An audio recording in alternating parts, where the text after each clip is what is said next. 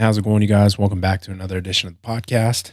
In today's episode, we're going to be talking about Brittany Dawn, a fitness figure on Instagram as well as on YouTube, who is in the news lately because of a scam. And one of the things that really popped up and what really seemed to be the talking point for everybody was the fact that this woman was doing this for quite some time, that she was scamming people out of their money in order to provide them, or the crux of it is that she is providing a service, and people come to find out that it wasn't a tailored service that they were advertised. People thought that they were going to get a tailored workout plan. They thought that they were going to get a custom tailored meal plan, and it was far from what she was selling. And so it all came to sort of a boiling point or a tipping point when there was a YouTuber who went out and confronted her. He does prank channels, and he approached her at the LA Fit Expo and sort of made a little skit about it, saying, "You took $200 from my daughter, this, that, and the other." And it picked up some more traction because this had been going on for a couple years prior to it really being sort of in front of social media. Excuse me. People had been talking about this on forums. There had been a Facebook group for people who are her customers or were her customers or clients, who would get together and compare their workout plans, compare their meal plans with one another to determine whether or not they were even getting a custom product that they thought they were paying for. So this hadn't been anything new, but it sure isn't something. It's also not something that's new within the fitness industry. It seems that a lot of individuals out there, they get shredded, or they get a few 100,000 followers or even millions of followers, and then they go out and they offer you workout plans. They offer to train you, and it's a very easy way of taking advantage of people if you aren't inherently, I want to say, pure with your intentions. That the dollar sign can surely get you to do things that you might not have thought you would do. So Brittany went on to Good Morning America and kind of gave her little speech on as to why things came to be the way that they did.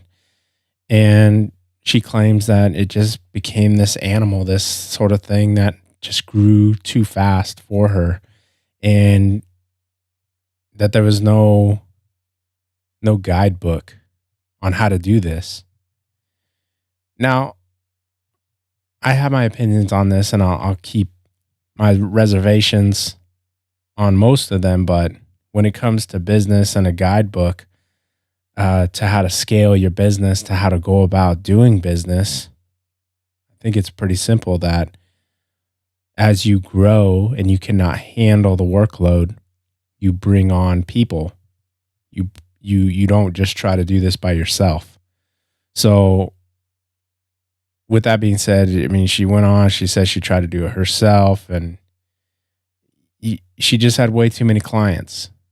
And now I'm not sure how many of you are personal trainers out there, how many of you have spoken or are friends with a personal trainer, but having, I would imagine, anything over double digit clients, like 20 or so, has got to be tough, because it's not just meeting with them in the gym and getting a workout in.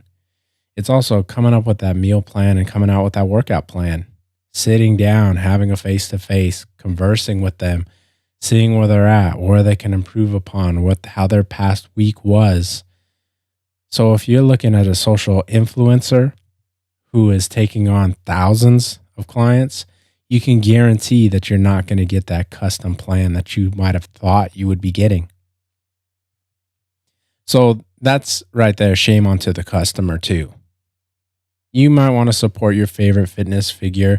You might want to look like this person, but I heavily, heavily encourage people to seek out and support your local fitness people, your personal trainers who are right there in your town, in your city. Those are the people you're going to be able to see on a daily. If you have a problem, chances are you might just have access to their phone number. You have access to them personally. You can see them. You can physically talk to them.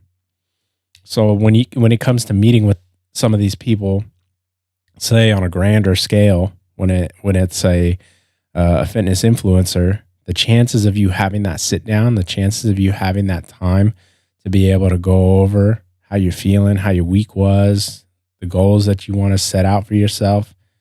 I want to say for the majority of you, a slim to none. If you're paying a premium, maybe you'll have more access to them. But even then, what was being said about what a lot of these women were getting or not getting, I should clarify, was even that interaction. A lot of the things that they claimed to have purchased from her were arriving late. Again, the workout plans were just cookie cutter. They weren't even tailor made. It was just a copy paste and boom, shoot that out to all my clients' emails. And it was just a perfect recipe for something like this to blow up in her face. Now, I don't mean or want ill will or ill success for anybody, but you just got to know that you can't take advantage of people, a lot of people, in today's day and age especially, and expect to get away with something like that. It's very seldom that people are able to get away with it that long. But unfortunately, the old story goes, she already made the money. Yeah, she might not make any more. Who knows? Everybody likes the redemption story. She might be able to redeem herself from this, pull herself up from the ashes and rise above like a phoenix. Who knows? That's getting off into a little too meta right there, but still, she might be able to churn this around and really learn from it and hopefully make something more of it, because even then it's still publicity. It's bad publicity, but it's still getting her name out there. She's on Good Morning America talking to however many millions of people. She's being put on blast by all these fitness figures that are out there. And you still have people that are going to look and be like, damn, I want to look like that. She says she's changing. Well, maybe now's a good time to get on board. And to everybody that's onto you, who you want to support, however you want to spend your money and this, that, and the other. But again, I encourage people, seek out your local fitness professionals. Seek out that person that's at your gym. Seek out that person that wants to become a fitness trainer, because that's the person who's going to invest their all into you. Because it's a small town. It's a small city. They can't have their name being dragged in the dirt. When you're on that level where you have millions of people, you get a couple that want to talk ill will. It doesn't mean that much. You're still bringing in a cash flow. When you're small town, when you're personal with people, not to belittle it, but when you're personal with people, when you have your clientele that you're on a first and last name basis with these people, you know their family, you know them. It's a little bit different. You're very easily going to have a stronger bond and a stronger relationship with a trainer who knows you on that level. Again, I mean, you do whatever you want to do with your money, but this is not just one woman's story. This is the norm. This is what happens. This is what happens when people are in it for the loot. They're in it for just making that cash grab, because an acquisition of money is just as much a business as helping people. And one does not have to necessarily translate to the other if you're doing it with ill intent. If you mean to make money over helping people, then very clearly this is a success story for this woman. But if you are genuine about your cause and you want to help people, you pause, as if in her position you would pause, see that your business model is ready to scale. Don't take on any new clients. Take on only as much as you can. Bring on a team of people, because the CEO of Walmart doesn't just do it by himself. He would probably be raking in a massive amount of cash, but it wouldn't last very long, because at the end of the day, people will go in and be like, there's nobody working here. Same thing for people in these fitness industries. You have to have a team of people. You have to have those who either culminate through the emails. You have to have those who are crunching the numbers and take on X amount of clients under your wing, or under your title as the CEO or boss or whatever, and you oversee, because you're now in that position to where you cannot be on that one-to-one personal level. You have a team of people that you've brought up and that you've entrusted to be a one-to-one with them, and you oversee, because you've already built that foundation for which you can stand upon and for which others can support themselves upon. That's the buildings of any great business. I'm not saying that that's the aspiration, or that it should be the aspiration for every maybe personal trainer. I don't really know many who go out to be just like a mega trainer type of company, but that's one of the ways at least I see it going. So when you have one person who wants to take on thousands of people, the chances, again, I'm reiterating myself here, but the chances of you getting that personal touch is slim to none. Seek out your local personal professionals, personal training professionals. They're going to help you the most. They're going to help you to achieve what it is you want to achieve. Chances are they're going to be the same price, maybe slightly less. Who knows? You might have a gem in your hometown who does charge a premium. If you got the money, you got the coin to spend, and you want that person, get that person. I talk about wedding photography. I talk about, other things, and you get exactly what you pay for. But when you compare it to a person who may be on the other side of the continent, on the other side of the globe, I mean, it's not Amazon. You're not guaranteed to get exactly what you pay for. You might just end up with some hogwash, some snake oil, who knows? And I mean, it's a shame. It really is, to have people get taken advantage of like that. A lot of individuals out there, they went on to the Better Business Bureau, and she had an F rating, but even then, to still be able to push that product which is her and her personal training, to still be able to push that and still be profitable. It's like Better Business Bureau doesn't matter. Your ratings on Yelp don't matter. It's all social media driven. It's all what people see on Instagram. And there was talk about her going through, or maybe her friends or whatever, going through and deleting comments, negative comments that were coming in from people saying, hey, you scammed me, this, that, and the other. And so Better Business Bureau, you can't hide from that. Someone looks you up, and that's there. That's you. That's your name right there. But Instagram, Facebook, you can delete the negativity. You can hide from it, and you can lead a convoluted business model, and it really puts a lot of people out. It's a shame. I think that, it would be overzealous of me to say that it's a step back in the fitness industry. It's just another story of someone taking advantage of people. And I got to get my 2 cents on that apology video. It was disingenuous, pre-written on a cell phone that you're reading. The tender moments, or I should say the tender tearless moments.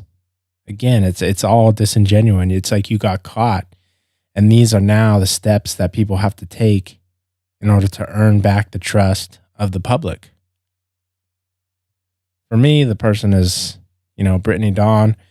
Wherever she goes from here, she's already amassed a huge following. I don't imagine she'll take a huge hit. There's a lot of things people can do with that many followers. And even then, it depends on if it's fake or if it's real. But I think that her personal training, she may need to reinvent it. And I wouldn't be surprised if I see her coming out with maybe a personal training, like another one, but maybe not under her name, something different, you know? So that's one of my 2 cents on that. That's what came up in the news and what was on my mind and what I wanted to touch on. And, I was inspired by a local trainer here in the area. I'm sure you guys who are avid listeners are familiar with Justin Groth, also known as Fitness Extraordinaire on his Instagram. And this man has actually started podcasting himself. And it's tremendous to hear these episodes. It is straight from the chest. You guys can find that on SoundCloud right now. Working on getting it onto iTunes and wherever else you guys are consuming podcasts. But just the first 3 episodes that he's got out right now, they're really intense. And this last one that he just did was on something related, very related to what I talked about today. It's about people who are snakes. They don't last very long. I mean, yeah, they get a quick cash grab, and others out there want to aspire to making the type of money that they make, but it's disingenuous. It's not long lasting. It's like a supernova. It burns bright and dies young.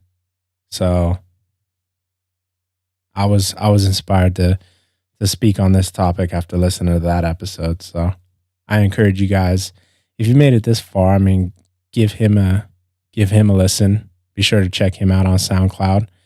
And yeah, that's all I got for today.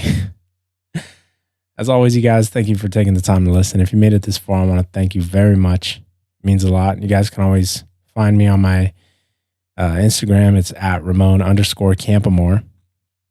I've updated the website. So if you guys want to check me out there, www.ramoncampamore.com.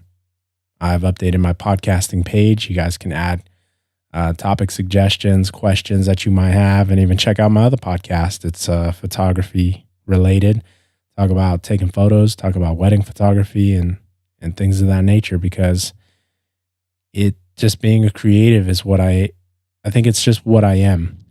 I'm a creative individual, and right now my medium is photography and just audio, doing these podcasts. So as always, you guys, thank you. Till next time. See ya.